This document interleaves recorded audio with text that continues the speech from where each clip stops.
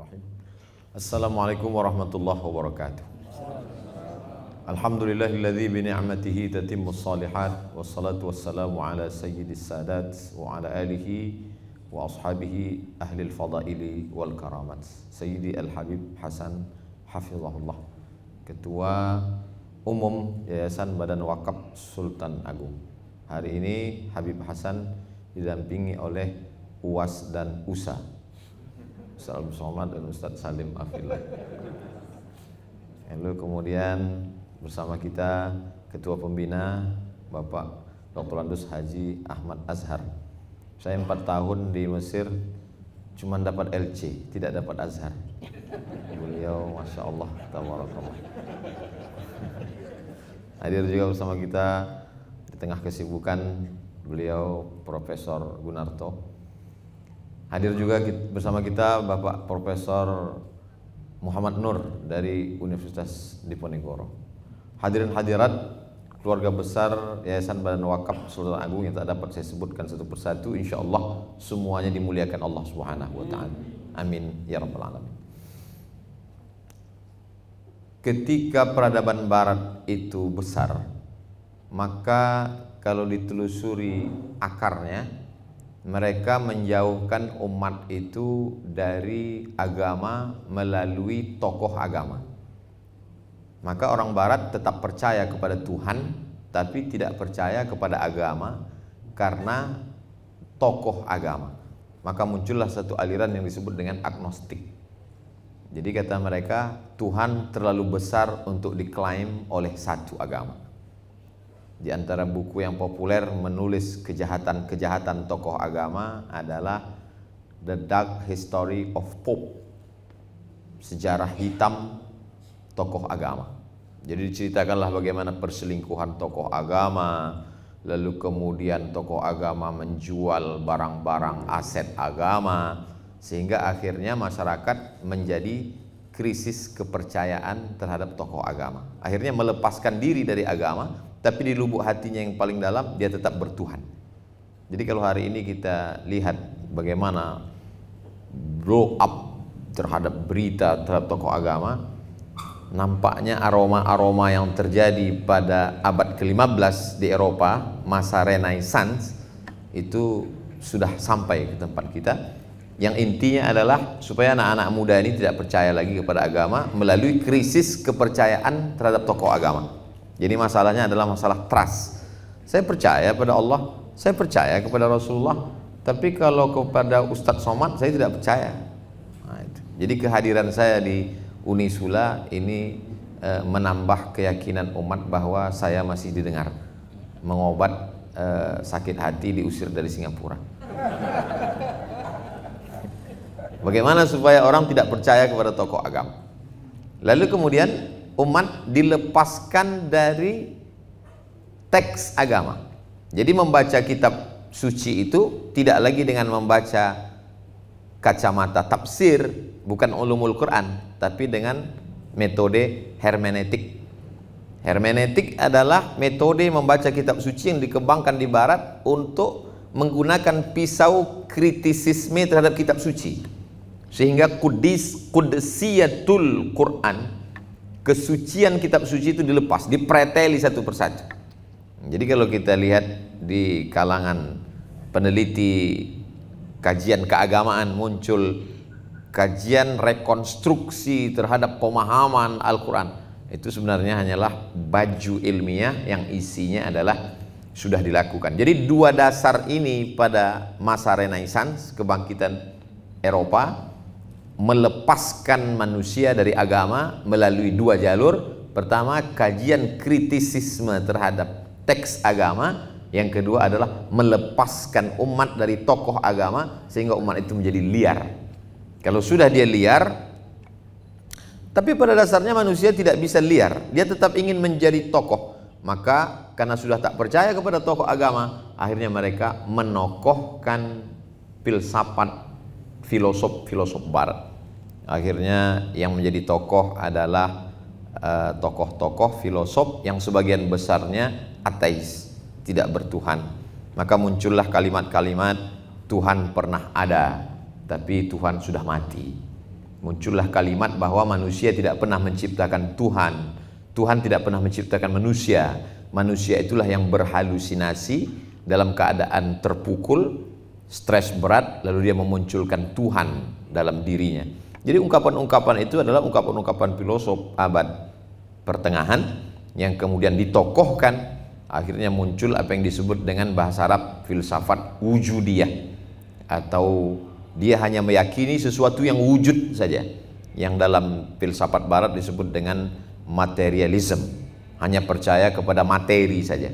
Kalau sudah dilepaskan dari dua tadi, mengkristal menjadi materialism, maka semua yang immateri menjadi sesuatu yang tidak ada. Tidak ada malaikat, tidak ada alam barzakh, tidak ada sorga, tidak ada neraka, tidak ada pahala, dan puncaknya adalah tidak ada Tuhan. Karena Tuhan hanyalah halusinasi, ilusi, hanyalah gambaran tentang keterpukulan seseorang menjalani hidup, akhirnya dia memunculkan sesuatu dalam pikirannya, itulah Tuhan. Menghadapi yang begini, maka tidak bisa diselesaikan oleh person, karena person akan hilang, akan binasa. Maka kata Nabi SAW, alaikum bil jamaah, hendaklah kamu berjamaah, iyyakum wal furqah, janganlah kamu sendiri. Man syazza syazza finnar, siapa yang sendiri maka dia akan sendiri masuk neraka. Yang jomblo tidak perlu tersinggung, karena maksud sendiri di sini adalah orang yang memisahkan diri dari jamaah. Dan salah satu jamaah itu adalah jamaah Badan Wakaf Sultan Agung. Dan saya dilibatkan, didudukkan di antara ketua umum, ketua pembina, rektor, sehingga kalau selamat perahu Badan Wakaf ini, maka saya pun juga ikut terselamatkan. Diumpamakan perahu besar ini bernama perahu Nabi Nuh. Jadi siapa saja yang ada di dalamnya insya Allah selamat. Siapa yang tidak berada di dalam tidak selamat. Insya Allah di antara para ustadz, saya dan Ustadz Salim dapat dipastikan keselamatan, karena kami berada di perahu yang besar ini. Sudah terbukti dari ulang tahunnya saja yang ke-70 tahun. 70 tahun adalah usia kematangan. Tapi jangan lupa, manusia umur 70 juga mulai diserang osteoporosis. Jadi kalau dia tidak rajin menjaga kesehatan, refresh, menyegarkan, maka dia akan lenyap, akan hilang. Tapi ada sesuatu yang semakin tua, semakin unik, semakin dicari. Jadi banyak sekali sekarang orang memang mencari yang tua-tua, misalnya sepeda ontel tua. Jadi ada sesuatu dicari karena kencangnya, moge. Tapi ada sesuatu yang dicari karena pelannya, makin pelan makin menarik. Nah, jadi bagaimana kolaborasi antara apa yang dicari dalam Badan Wakaf ini adalah bahwa dia mendidik generasi, bukan hanya sekadar cerdas, tapi dia cerdas menurut Nabi, al-kayyis, orang yang cerdas, mandana nafsahu, yang mampu menekan hawa nafsunya, wa amila lima ba'dal maut, dan dia berpikir apa yang terjadi ke depan. Maka muncullah apa yang disebut dengan integrated kurikulum, mengintegrasikan kurikulum antara ilmu lahud dengan ilmu nasud. Lahud ketuhanan, nasud kemanusiaan. Di antara awal-awal bersentuhannya peradaban barat dengan peradaban Islam, di antara tokohnya adalah Said Nursi. Kata Said Nursi, agama itu menajamkan hati, sedangkan ilmu modern itu menajamkan akal. Kalau hanya hati yang diasah, akal tertinggal. Kalau hanya akal yang ditajamkan, maka hati menjadi gelap. Maka beliaulah pelopor pertama yang mengkolaborasikan antara kebangkitan spiritual dengan kebangkitan intelektual. Akhirnya mengkristal lagi pada masa seorang sarjana dari Palestina mampu menaklukkan seorang gadis Palestina, akhirnya mu'allab masuk Islam, dan mereka berdua dibunuh oleh agen Mossad bernama Ismail Raji Al-Faruqi. Beliau menawarkan mendirikan dua universitas yang mampu mengkolaborasikan antara pendidikan agama dan pendidikan sains teknologi.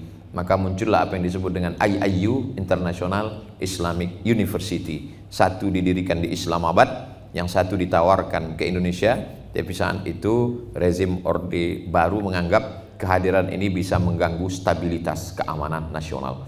Akhirnya tawaran itu diambil oleh Angkatan Belia Islam Malaysia, maka berdirilah di Gombak, Malaysia. Kita tidak terjebak pada nama, tidak terjebak pada orangnya, tapi yang diambil adalah idenya. Yang mahal itu bukan bangunannya, yang mahal itu adalah idenya, bukan kata saya. Itu bisik-bisik Prof. Muhammad Nur tadi ketika sedang menyantap tiwul yang disiapkan oleh Prof. Gunarto. Ide itu sesuatu yang mahal. Jadi bagaimana dulu tokoh-tokoh antara orang yang punya pengetahuan agama dengan para bisnismen yang khawatir tentang masa depan anak bangsanya. Setelah kita selamat dari Belanda dan Jepang, akan ada tantangan yang lebih besar di masa akan datang. Akhirnya setelah 2 tahun Indonesia merdeka, mereka punya ide yang brilian dan keyakinan yang luar biasa dengan tanah 400 meter. Akhirnya hari ini kita melihat sesuatu yang luar biasa. Itu semua berawal dari jamaah. Jadi apa yang kita bicarakan hari ini mudah-mudahan menjadi inspirasi buat anak-anak muda di luar sana. Walaupun mereka tidak hadir di sini, tapi video ini akan keluar tentunya setelah diedit dan akan ditonton oleh siapapun nanti di channel Ustadz Abdul Somad Official. Subscribe, like, share, and comment. Jadi kalau siapapun yang punya ide luar biasa, anak-anak muda dari Sabang sampai Papua datang ke Semarang, mampir ke Unisula, konsultasi dengan Habib dan para ulama serta cendekiawan, bagaimana bisa mengcopy pas pemikiran ini lalu menyebarkannya. Nabi kalau ketemu dengan orang diajarkan mengucapkan katsarallahu amsalak, semoga Allah memperbanyak orang seperti kamu.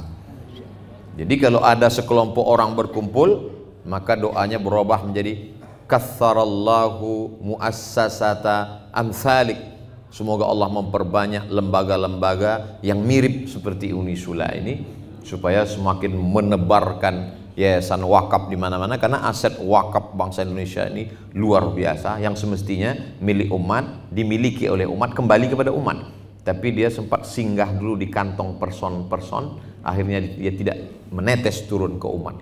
Dan itu sesuatu yang luar biasa untuk diperbaiki. Banyak orang khawatir untuk membicarakannya, jangankan untuk memperbaikinya, membicarakannya pun ada ketakutan luar biasa, karena aset wakaf ini dikuasai oleh segelintir orang. Tapi kalau dia belajar bagaimana wakaf di Yayasan Badan Wakaf Sultan Agung, bisa memunculkan rumah sakit, bisa universitas, bisa mengakuisisi rumah sakit di Sumatera Selatan, Palembang. Nah, ini saya yakin dan percaya orang yang ragu-ragu, keyakinannya goncang, maka ketika dia datang kemari mengambil pelajaran, maka akan muncul kekuatan-kekuatan. Disitulah Allah Subhanahu wa Ta'ala akan bangga dengan umat ini, karena Nabi mengatakan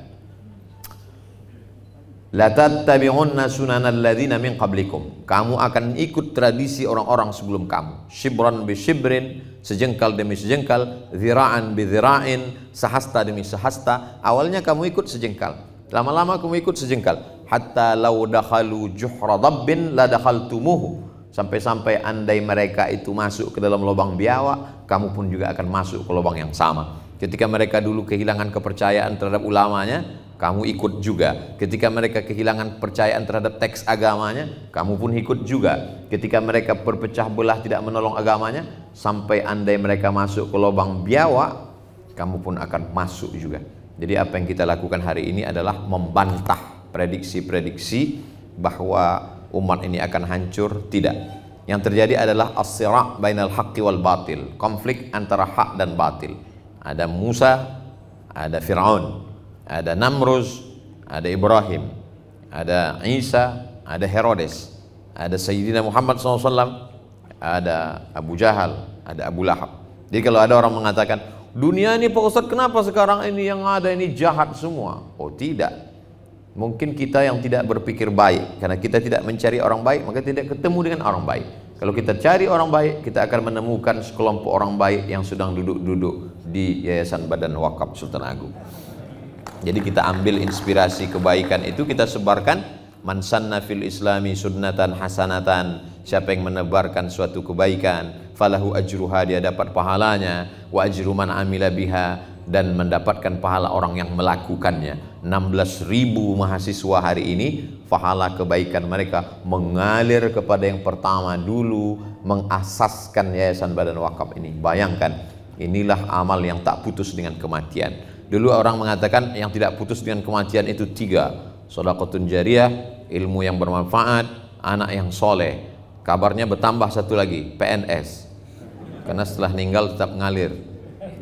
Ternyata ada satu lagi, yaitu orang-orang yang mengasaskan, mendirikan, menjaga yayasan dengan baik. Tapi dia tidak hanya mendirikan yayasan, berapa banyak mendirikan yayasan, setelah itu bubar dengan sendirinya, tapi juga menciptakan kader-kader. Kader ini melalui universitas, melalui lembaga yang paling tinggi untuk melahirkan para cendekiawan, para pemikir sesuai dengan bidangnya masing-masing. Dia bisa menjadi dokter spesialis, dia bisa menjadi pakar hukum, dia bisa menjadi polisi, dia bisa menjadi tentara, dia bisa menjadi apapun, tapi dia tetap pada koridornya. Kuntum khairu ummah, umat yang terbaik. Sifatnya 3: ta'muruna bil ma'ruf wa tanhauna 'anil munkar wa tu'minuna billah. Itu bukan hanya sekedar slogan, tapi setiap melihat kartu nama ini tetap kita ingat, bismillah, membangun generasi khairu ummah.